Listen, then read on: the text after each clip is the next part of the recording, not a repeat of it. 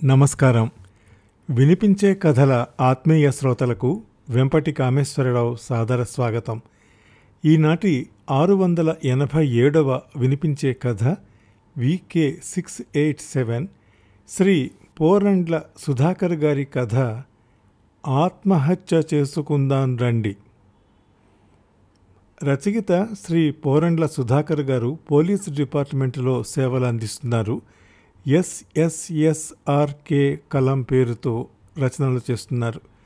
ఇప్పటికీ 50 కథలు విధాత, gotelugu.com, ప్రతిలిపి, అక్షరలిపి పత్రికలలో ప్రచురితమయ్యాయి. కథలు చదవటం టైంపాస్ కోసం కాక పాఠకులకు ఒక మంచి సందేశాన్ని ఇవ్వడానికి అని వారు భావిస్తారు. సమాజంలో జరుగుతున్న సంఘటనల నేపథ్యంలో కథలు అందిస్తుంటారు. ఈనాటి వీరి కథ ఆత్మహత్య చేసుకుందాం రండి. నేను వినిపించే తీరు మీకు నచ్చితే లైక్ చేయండి, మీ కాంటాక్ట్స్కి షేర్ చేయండి, మీ అమూల్యమైన అభిప్రాయాన్ని కామెంట్ రూపంలో తెలియజేయండి. నా వినిపించే కథలు ఛానల్కి సబ్స్క్రైబ్ చేసి మీ ఆదరణ, అభిమానం, ప్రోత్సాహం అందిస్తూనే ఉండాలని మనవి చేస్తూ కథ వినిపిస్తాను. ఈ కథకు అర్థవంతమైన ముఖచిత్రాన్ని అడిగిన వెంటనే చిత్రీకరించి థంబ్నెయిల్గా రూపొందించిన రచయిత మిత్రులు శ్రీ ఉదయభాస్కర్ సంబరాజు గారికి ధన్యవాదాలు, అభినందనలు, ఆశీస్సులు. ఇక కథలోకి ప్రవేశిస్తాను. ఎంతోమంది తమ చావుతో అన్ని సమస్యలకు పరిష్కారం అయినట్లేనని తొందరపాటుతో ఆత్మహత్యలు చేసుకుని తమ అందమైన జీవితాన్ని నాశనం చేసుకోవటమే కాకుండా తమ చావు వల్ల వారి కుటుంబాలు ఎలా చిన్నాభిన్నం అవుతున్నాయో తెలియజేసేదే ఈ కథ. తెలంగాణలో జరిగిన సంఘటనల ఆధారంగా వ్రాసిన కథ. ఏమండి, అబ్బాయి విశ్వం నిద్రలో కలవరిస్తున్నాడు. గత జన్మలో తన పేరు విశ్వాస్ అని, తనది ఖమ్మం జిల్లాలోని నేలకొండపల్లి అని, ఆ జన్మలో తన ప్రియురాలు మోసం చేయడం వల్ల ఆత్మహత్య చేసుకుని చనిపోయానని, తనకి తల్లి, తండ్రి, చెల్లి ఉన్నారని, వారు ఎలా ఉన్నారో చూడాలని అనిపిస్తోందని 4 రోజులుగా నిద్రలో కలవరిస్తున్నాడు. ఇంకా 12 ఏళ్ళు నిండని మన బాబు ఇలా ప్రతిరోజు కలవరించడం ఏమిటి? ఈ మాటలన్నీ నా మొబైల్ ఫోన్లో రికార్డ్ చేశాను. ఏమంటారు అన్నట్లు భర్త నారాయణ వైపు చూసింది శారద. నేను కూడా విన్నాను శారద, వాడి మాటలు రికార్డు చేసి మంచి పని చేసావు. నాకు తెలిసిన మానసిక వైద్యుడు ఉన్నాడు, మన విశ్వాన్ని తన దగ్గరికి తీసుకెళ్దాం అన్నాడు నారాయణ. అప్పుడే మానసిక వైద్యుడి దగ్గరికి తీసుకెళ్ళటం ఏమిటండి? ఒక్కసారి మందులు వాడటం ప్రారంభిస్తే జీవితాంతం వాడాల్సి ఉంటుంది కదా అని ఆందోళనగా అంది శారద. అలా ఏం కాదు, నీకు వచ్చిన సందేహమే నాకు వచ్చింది. అందుకే డాక్టర్ని అడిగాను. అవసరం ఉన్నన్ని రోజులు మాత్రమే మందులు వాడాల్సి ఉంటుంది అని చెప్పాడు. రేపు డాక్టర్ దగ్గరికి వెళదాం అన్నాడు నారాయణ. విశ్వాన్ని తీసుకుని శారద, నారాయణలు ఆసుపత్రికి చేరుకున్నారు. అక్కడ ఉన్న బోర్డుపై డాక్టర్ అవినాష్, మానసిక వైద్య నిపుణుడు, హిప్నోటిస్ట్ అని చదివిన శారద, హిప్నోటిస్ట్ అంటే ఏమిటి అని భర్తను ప్రశ్నించింది. హిప్నోటిజం ద్వారా వ్యాధులను నయం చేసే పద్ధతిని జర్మన్ దేశస్థుడైన ఫెడరిక్ యాంటోన్ మెస్మర్ కనిపెట్టాడు. అందుకనే దీన్ని మెస్మరిజం అని కూడా అంటారు. అతను నిద్రలో ఉన్న స్థితిలో అతని మనస్సుపై ప్రభావాన్ని కలుగజేసి వారి మనస్సులపైన, శరీరంపైన వారికే నియంత్రణ కోల్పోయేటట్లు తన కంఠం ద్వారా చేయటమే హిప్నోటైజ్. హిప్నోటైజ్ చేయబడిన వ్యక్తి తన మనస్సుపై ఎలాంటి నియంత్రణ కలిగి ఉండడు. అతను ఒక యంత్రం వలె మరొక వ్యక్తి యొక్క ఆదేశాలను మాత్రమే పాటిస్తాడు. తనలో చెలరేగుతున్న భావాలను, తనకు సంబంధించిన విషయాలను, తనకు తెలియకుండానే అన్ని విషయాలను హిప్నోటిస్ట్గా చెబుతాడు. తాను వారి శారీరక, మానసిక వ్యాధులను నయం చేయడానికి హిప్నోథెరపీ ద్వారా నయం చేస్తాడు అని శారద కేసు చూశాడు నారాయణ. అరగంట వేచి చూశాక తమ సీరియల్ నెంబర్ రావడంతో విశ్వాన్ని తీసుకుని డాక్టర్ గారి ఛాంబర్లోకి అడుగుపెట్టారు నారాయణ దంపతులు. రండి నారాయణ గారు, రండి.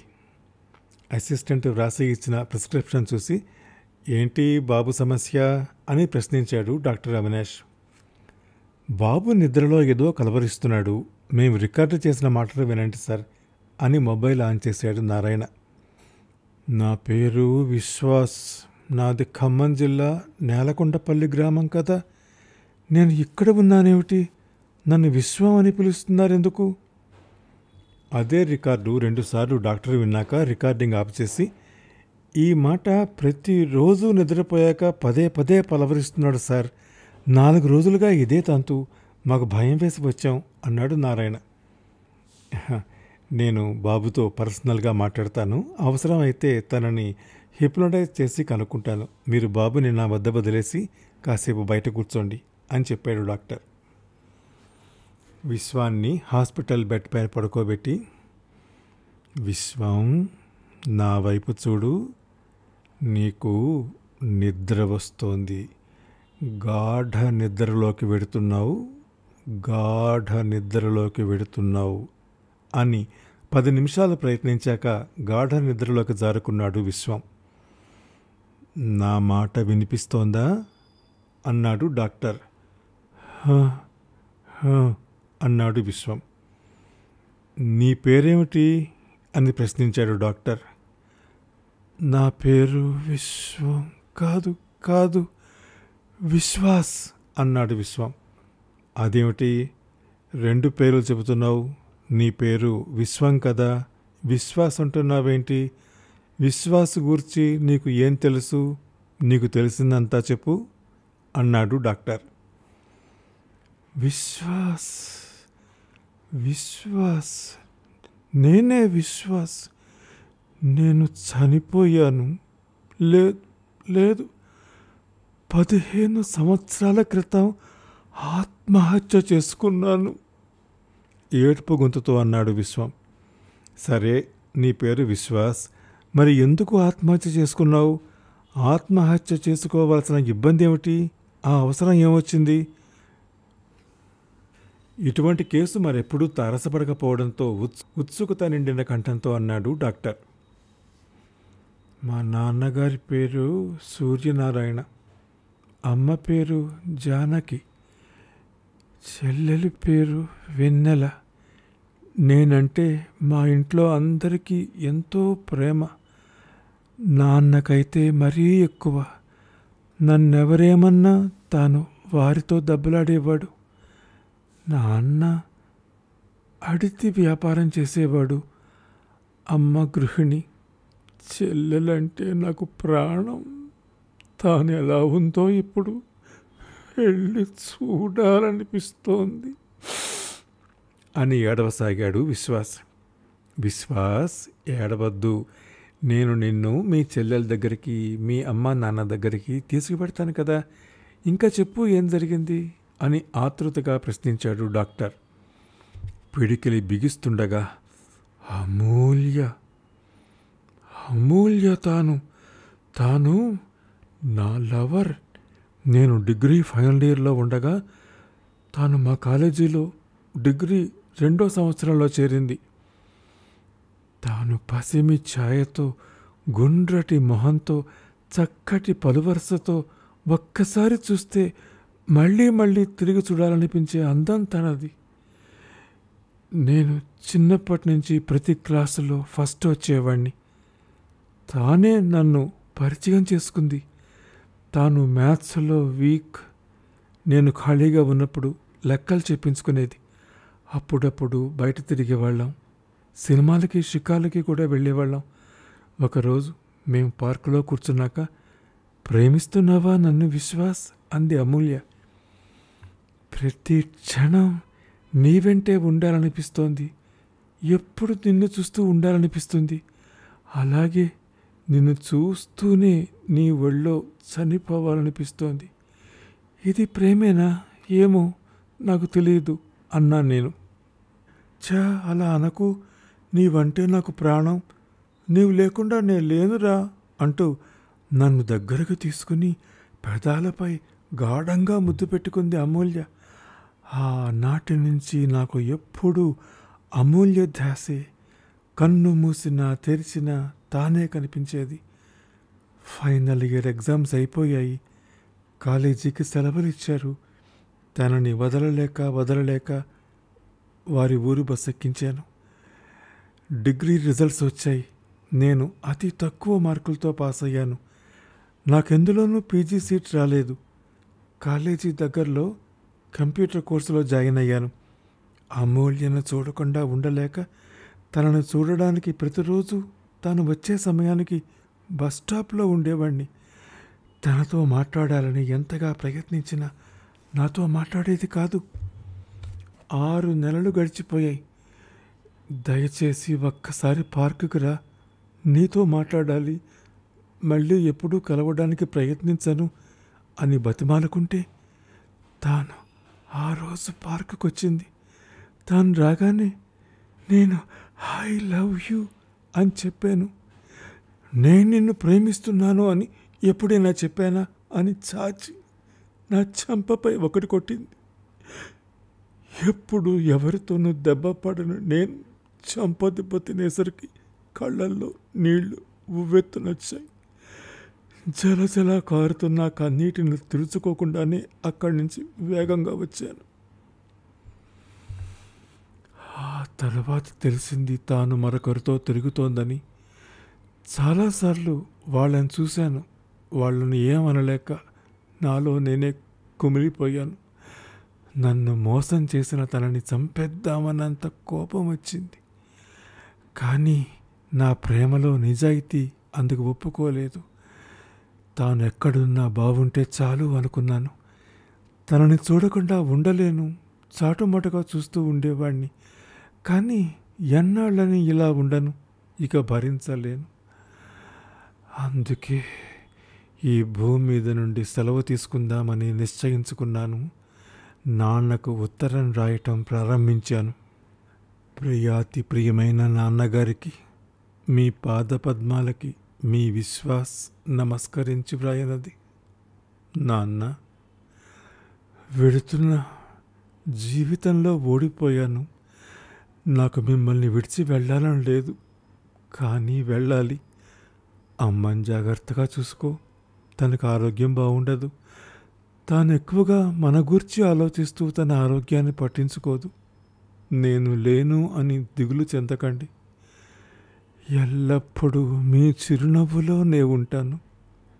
ఏనాడు ఒక్క చిన్న దెబ్బ కూడా తినలేదు మీతో. కానీ నాన్న, చెప్పడానికే నాకు సిగ్గుగా ఉంది.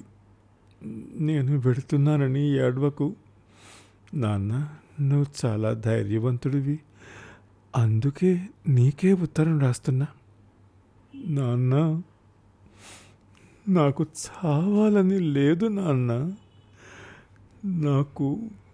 నాకు మీతోనే ఉండాలని ఉంది నాన్న. నాకు బతకాలని ఉంది నాన్న. కానీ నన్ను మోసం చేసింది నాన్న. నన్ను చేసుకోవటం వాళ్ళ అమ్మ నాన్నకు ఇష్టం లేదంటే నాకు బాకీ లేదు, నా బతుకింతేలే అనుకుంటున్నా. కానీ నాన్న, మనకంటే డబ్బును వాడితో తిరుగుతోంది. తాను వాడినే పెళ్లి చేసుకుంటుందిట. నాన్న, తట్టుకోలేకపోతున్నా. తననేమనద్దు. అది అంటే నాకు పిచ్చి ప్రేమ. మీకంటే కూడా. మీరు ప్రాణం పోశారు. అది వేరే వాడితో తిరుగుతూ నా ప్రాణం లాగేసుకుంటోంది నాన్న. మళ్ళీ జన్మంటూ ఉంటే వద్దు, మరో జన్మ వద్దు. దాని మాటలతో దాని చేతలతో 10 జన్మలకు సరిపడా నరకాన్ని చూపింది. 100 సార్లు అన్నం సహించక అర్ధాకలితో పస్తులున్నాను. నాకే తెలియదు నాన్న. ఇక భరించలేను నాన్న. నిత్యం ఆడవలేకపోతున్నా. నేను పెట్టుకున్న దిండును అడిగితే చెప్తుంది నాన్న. కన్నీళ్లతో దాన్ని ఎన్ని వేల సార్లు తడిపేశాను. నాన్న, అతి త్వరగా నన్ను మరిచిపోండి. నేను పుట్టలేదని భావించి సంతోషంగా ఉండండి. ఎప్పుడు నా కోసం ఏడవద్దు. నేను ఉండి మిమ్మల్ని బాధ పెట్టలేను. అందుకే కానరాని తీరాలకు పెడుతున్నా. ఈ అన్నయ్యను క్షమించమని చెల్లెలికి చెప్పండి. నా బంగారు తల్లి వెన్నెలని ఏడవకుండా చూసుకోండి. మంచి ఉద్యోగం ఉన్న అతనికి ఇచ్చి పెళ్లి చేయండి నాన్న. ఈ అసమర్థుని కన్నందుకు బాధపడొద్దని, క్షమించమన్నానని అమ్మకు చెప్పండి నాన్న. ఎప్పటిలా నన్ను దగ్గరికి తీసుకుని చివరిసారి నా నుదుటిపై ముద్దు పెట్టండి నాన్న. ఈ అసమర్థుణ్ణి క్షమించు నాన్న. ఇక సెలవు నాన్న. అలా ఉత్తరం రాసి ఉరి వేసుకుని చనిపోయాను. మా అమ్మ నాన్నల్ని చూడాలి. చెల్లెలు అమూల్య ఎలా ఉందో, నేను లేకున్నా వారు సంతోషంగా ఉంటే ఉంటారు. నేను ఉండి వారిని బాధ పెట్టలేక చనిపోయాను అని వెక్కి వెక్కి ఏడవసాగాడు విశ్వాస్. విశ్వం, విశ్వం, నే చెప్పేది వినిపిస్తోందా అని పిలిచాడు డాక్టర్. అని బదులిచ్చాడు విశ్వం. నీ పేరు విశ్వం. నువ్వు విశ్వాస్ గూర్చి చెప్పిందంతా అబద్ధం. నువ్వు విశ్వాస్ గూర్చి చెప్పింది ఒక కథ. అది నీకు ఎవరో చెప్పారు అంతే. దాన్ని మర్చిపో. అది నీ కథ కాదు. నీ కథ కాదు. నువ్వు విశ్వానివి. మీ నాన్నగారి పేరు నారాయణ. మీ అమ్మ పేరు శారద. నువ్వు ఒక్కడివే కుమారుడివి. నీ పేరు విశ్వం. అర్థమైందా? విశ్వం అని తన మాటల ద్వారా అతనికి మనస్సులో గత జన్మ జ్ఞాపకాలను తుడిచివేసే ప్రయత్నం చేశాడు డాక్టర్. విశ్వం, ఇప్పుడు చెప్పు, మీ అమ్మ నాన్నల పేర్లేమిటి చెప్పు ప్రశ్నించాడు డాక్టర్. మా అమ్మ పేరు శారద. నాన్నగారి పేరు నారాయణ అని బదులిచ్చాడు విశ్వం. వెరీ గుడ్ విశ్వం. నెమ్మదిగా కళ్ళు తెరు. నెమ్మదిగా నెమ్మదిగా అని కమాండ్ చెప్తూ తనని నిద్ర నుంచి మేలుకొనేలా చేశాడు డాక్టర్. టేబుల్పై ఉన్న బజర ముగించాడు డాక్టరు. డోర్ తీసుకుని నర్సు రాగానే బయట ఉన్న ఈ అబ్బాయి తల్లిదండ్రుల్ని పిలు అని చెప్పాడు. అలాగే సార్ అని బయటికి వెళ్ళి శారద నారాయణల్ని పంపించింది నర్సు. సార్ అని ఆతృతగా డాక్టర్ కేసు చూస్తూ డాక్టర్ ఎదురుగా ఉన్న కుర్చీలో కూర్చున్నాడు నారాయణ. బాబుని తీసుకుని బయట కూర్చోమ్మా అని శారదకు చెప్పాడు డాక్టర్. బాబుని తీసుకుని శారద బయటకు వెళ్ళాక, నారాయణ గారు, మీ విశ్వం ఎవరో చెప్పగా విన్న గత జన్మ కథని తానుగా ఊహించుకుని అలా నిద్రలో కలవరిస్తున్నాడు. తనకి మళ్ళీ నిద్రలో కలవరించిన ఆ విషయాన్ని మళ్ళీ విశ్వానికి గుర్తు చేయొద్దు. 15 రోజులకోమారు మీ బాబుని తీసుకురండి. హిప్నోటైజ్ చేసి మళ్ళీ ఆ విషయం గుర్తుకు రాకుండా చేస్తాను. ఈ ట్యాబ్లెట్స్ని రెగ్యులర్గా వాడండి అని ప్రిస్క్రిప్షన్ వ్రాసి ఇచ్చాడు డాక్టర్. విశ్వం తల్లిదండ్రులు వెళ్ళిపోయాక పరిపరి విధాలుగా ఆలోచిస్తున్నాడు డాక్టర్ అవినాష్. అసలు గత జన్మ ఉందా? అబ్బాయి చెప్పిన దాని ప్రకారం చూస్తే గత జన్మ జ్ఞాపకాలే అనిపిస్తున్నాయి. ఏది నిజమో ఏది అబద్ధమో నిజం చెప్పలేని పరిస్థితిలో విశ్వం తల్లిదండ్రులకి విశ్వం యొక్క గత జన్మ జ్ఞాపకాలను చెప్పలేక నోటికి వచ్చిన అబద్ధం చెప్పి పంపాడు డాక్టర్. గత జన్మ అని చెబితే ఆ అబ్బాయి గత జన్మ గూర్చి తెలుసుకోవాలని అనుకుంటాడు. గత జన్మలో విశ్వం తన కుటుంబం గూర్చి తెలుసుకోవాలని ప్రయత్నం చేయొచ్చు. ఆ కుటుంబం కనుక బాగా లేకపోతే విశ్వం మానసిక పరిస్థితి దెబ్బతినే అవకాశం ఉంటుంది. నిజాన్ని దాచటం వల్ల విశ్వం కుటుంబానికి మేలే జరుగుతుంది అనుకుంటూ ఏదేమైనా విశ్వం చెప్పిన ఆనవాళ్ల ప్రకారం అతని కుటుంబం గురించి తెలుసుకోవాలని తాను ఇంటర్నేషనల్ జర్నల్కు రాసే వ్యాసానికి ఇది బాగా పనికొస్తుంది అని బలంగా నిర్ణయించుకుని ఇంటికి బయలుదేరాడు డాక్టర్ అవినాష్. డాక్టర్ అవినాష్ కారులో కూర్చున్నాక కారును కదిలిస్తూ, సార్, నేలకొండపల్లిలో ఎక్కడికి వెళ్ళాలి అని ప్రశ్నించాడు కారు డ్రైవర్. నేను కాలేజీలో చదువుకునేటప్పుడు విశ్వాస్ అనే ఫ్రెండు నేలకొండపల్లిలో ఉండేవాడు. అతని నాన్నగారి పేరు సూర్యనారాయణ, వాళ్ళ అమ్మగారి పేరు శారద. నీకు తెలుసా అని ప్రశ్నించాడు డాక్టర్. నేను విశ్వాస్తో ఇంటర్ వరకు కలిసి చదువుకున్నాను సార్.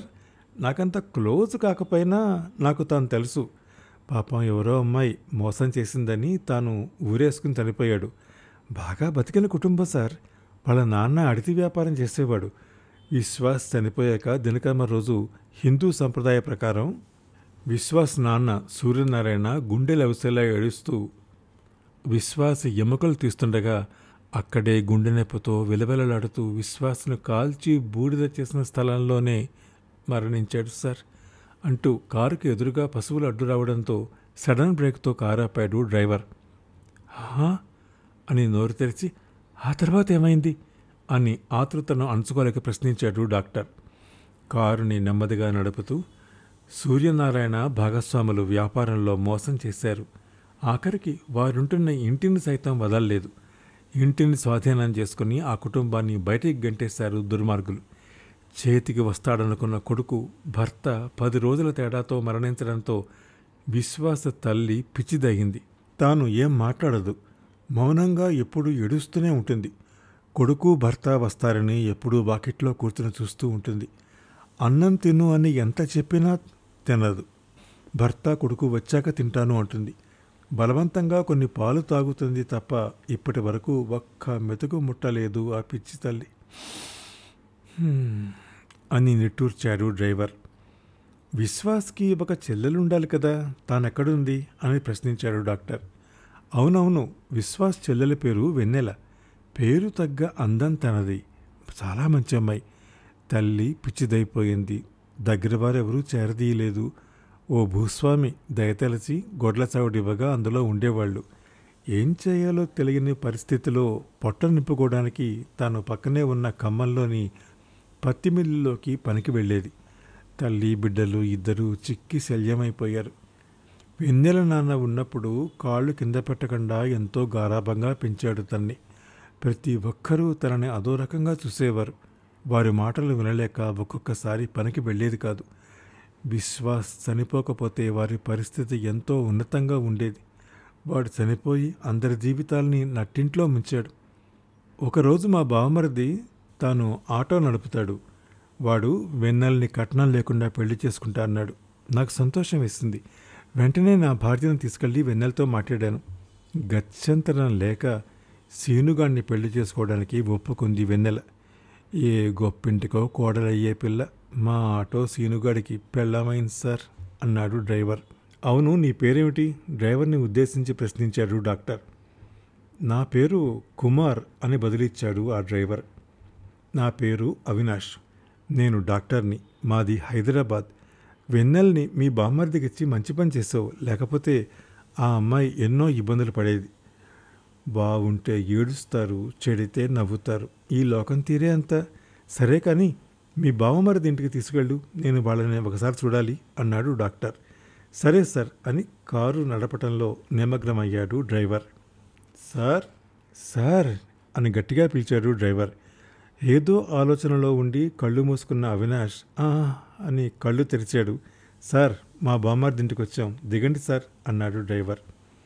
కారు శబ్దం కావడంతో గుడిసెలో నుండి బయటికి వస్తూ ఏం బావ టౌన్కి వెళ్ళలేదా అంటూ కారులో నుంచి కిందికి దిగుతున్న వ్యక్తిని చూసి ప్రశ్నార్థకంగా కుమార్ కేసు చూశాడు సీను. ఈ సారు పేరు అవినాష్. తాను హైదరాబాద్ నుండి వస్తున్నారు. మీ బామ్మర్ది విశ్వాస్కి ఫ్రెండ్ అంట. ఇతరే సార్ మా బామ్మర్ది సీను అని పరిచయం చేశాడు. కుమార్ నమస్తే, రండి రండి అని గుడిసెలోకి వెళ్ళి వరండాలో కుర్చీలు వేశాడు. సీను అందరూ కూర్చున్నాక వెన్నెల, కుమార్ బాబు వచ్చాడు, మంచినీళ్ళు పట్టరా అని కేకేశాడు శ్రీను. స్టీల్ చెంబులో మంచినీళ్లు పట్టుకొచ్చి శ్రీనుకు ఇచ్చి ఎవరా అన్నట్టు ప్రశ్నార్థకంగా చూసింది వెన్నెల. సార్ పేరు అవినాష్, తాను డాక్టర్. మీ అన్నయ్య విశ్వాస్కి ఫ్రెండ్ అంట అని పరిచయం చేశాడు కుమార్. వెంటనే కొంగుని మెడమీదుగా కప్పుకుంటూ 2 చేతులు జోడించి నమస్కరించింది. ఒక్కసారి వెన్నెల కేసు చూశాడు డాక్టరు. తెల్లని శరీర ఛాయ, గుండ్రని మొహం, కాస్త బక్క చిక్కినట్టుగా ఉండి వెలిసిపోయిన నేతచీర కట్టుకుని ఉంది. మెడలో పసుపు తాడుని చూసి అయ్యో కనీసం వీసమెత్తు బంగారం కూడా లేదు అనుకుంటూ ప్రతి నమస్కారం చేశాడు డాక్టర్. విశ్వాస్ అనే పేరు వినగానే లోపల కూర్చుని ఏడుస్తున్న జానకి పరిగెత్తుకుంటూ వచ్చి ఎక్కడా విశ్వాస్ వచ్చాడా? కొడుకు ఎప్పుడు తిన్నాడో ఏమో అంటూ బక్క చిక్కిన శరీరంతో పరిగెత్తుకు వచ్చింది జానకి. నేను విశ్వాస్ ఫ్రెండేనమ్మా అని అన్నాడు డాక్టర్. ఏడి నా బిడ్డేడి? నువ్వు ఈ ఫ్రెండా? నిన్నెప్పుడు చూడలే. మా వాడికి నిండా 22 సంవత్సరాలు కూడా లేవు, నీకు ఫ్రెండ్ ఎలా అవుతాడు అని ప్రశ్నార్థకంగా చూస్తూ డాక్టర్ చేతుల్ని ఆప్యాయంగా తరుముతూ చూసింది జానకి. కళ్ళల్లో నీరు వెలుకుతుండగా, విశ్వాసు మా తమ్ముడి ఫ్రెండు, మరి నాకు కూడా ఫ్రెండే కదా అని తాను లేచి జానకిని కుర్చీలో కూర్చోబెట్టాడు డాక్టర్. నా కొడుకు ఎలా ఉన్నాడు? ఎన్నాళ్ళయిందో వాణ్ణి చూసి, ఒక్కసారి వాణ్ణి చూడాలని ఉంది. అయ్యో, మా ఆయన ఇంకా రాలేదు, కొడుకుని తీసుకొస్తానని వెళ్ళాడు, ఇంకా రాలేదు అని ఏడవసాగింది జానకి.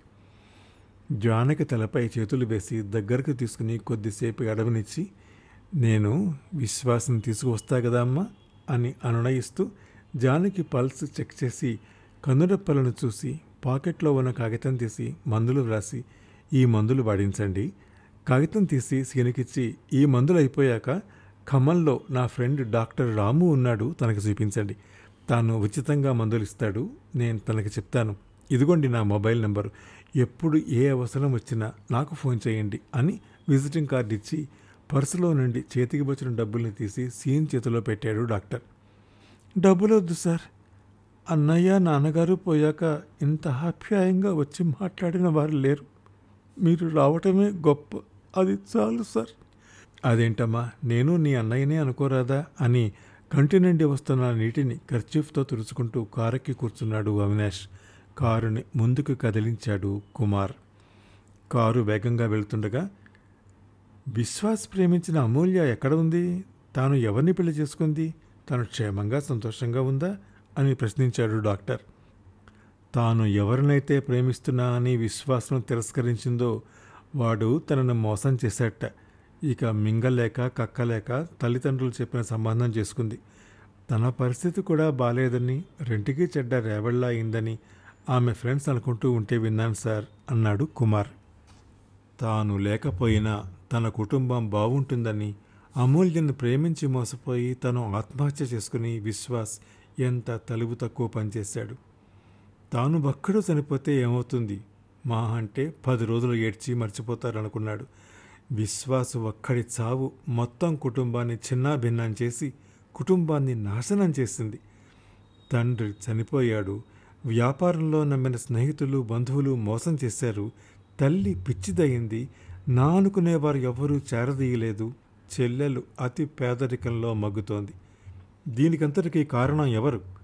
ప్రేమలో మోసం చేసిన అమూల్య, తెలివి తక్కువగా ఆలోచించి ఆత్మహత్య చేసుకున్న విశ్వాస, అన్ని విషయాలలో విశ్వాస్ కుటుంబానికి వ్యతిరేకంగా పనిచేసిన విధ. ఒక బలవంతపు చావు ఎందరి జీవితాలను ఎలా నాశనం చేస్తుందో ఆత్మహత్య చేసుకోవాలనుకునే ప్రతి ఒక్కరికి విశ్వాస్ కుటుంబం గుర్తు చెప్పాలి అని, విశ్వాస్ చావు ఎందరికో గుణపాఠం లాంటిది అని ఆలోచిస్తూ నిద్రలోకి జారుకున్నాడు డాక్టర్ అవినాష్. ఈ కథ 2022 నవంబర్ సంచిక gotelugu.comలో ప్రచురించబడింది. ఈ కథను నేను వినిపించిన తీరు మీకు నచ్చితే లైక్ చేయండి, మీ కాంటాక్ట్స్కి షేర్ చేయండి, మీ అమూల్యమైన అభిప్రాయాన్ని కామెంట్ రూపంలో నాకు తెలియజేయండి. నా వినిపించే కథలు ఛానల్కి సబ్స్క్రైబ్ చేసి మీ ఆదరణ, అభిమానం, ప్రోత్సాహం అందిస్తూనే ఉండాలని మనవి చేస్తూ సెలవు తీసుకుంటున్న మీ వెంపటి కామేశ్వరరావు.